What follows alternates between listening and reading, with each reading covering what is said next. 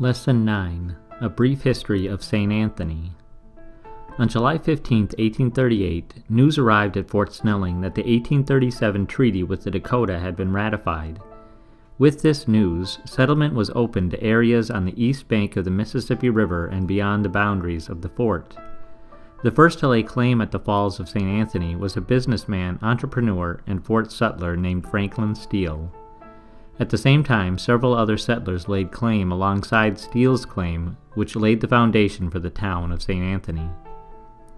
Steele recognized the value of the falls as a natural resource and the river as an important means of travel and for distributing goods.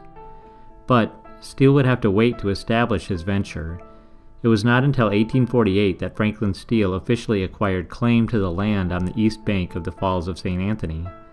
Steele then built a sawmill and dam on the east channel between Hennepin and Nicollet Islands.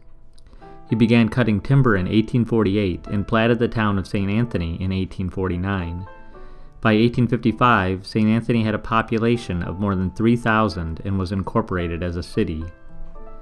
The city of Minneapolis rose up on the west bank of the Mississippi River around the Falls of St. Anthony. Settlement was not open along the West Bank until 1852, after the Treaty of Traverse des Sioux had been ratified. Minneapolis grew quickly and was incorporated in 1867. The town of St. Anthony was absorbed by Minneapolis in 1872. Writing in his journal, traveler Frank Blackwell Mayer left a description of the Falls of St. Anthony in 1851. The Falls of St. Anthony extend in a nearly straight line across the Mississippi, being divided by an island which extends about 1.5 miles up the stream. The beauty of one portion of the falls has been almost entirely destroyed by the sawmill which has been built immediately above, and the other portion has lost much of its wildness and beauty by the lodgment of numbers of logs which have come over the falls during the freshnets, having escaped from the dam where they are collected to supply the sawmills. The height of the falls is not over 20 feet, and the entire width of the river about 1/2 mile. The waters pour over in a flood of amber color, gradiating into a snowy whiteness as it approaches the rocks beneath. The islands in the vicinity are covered with pine and other foliage, and below the falls their rocky sides present a picturesque appearance.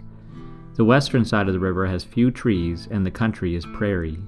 To the east is the village of St. Anthony, with an elevated country at the back of it. It is destined to become a great manufacturing point, the water power being one of the finest in the world. This will be applied, however, at the expense of the beauty and scenery of the falls, which, when first viewed by whites, must have been presented a beautiful appearance. The presence of sawmills, dams, races, and logs will soon destroy its beauty entirely, I fear. The falls are over ledges of sandstone. The channel is level and of solid rock. The falls seem to have been gradually receding from the junction of the Minnesota to their present position.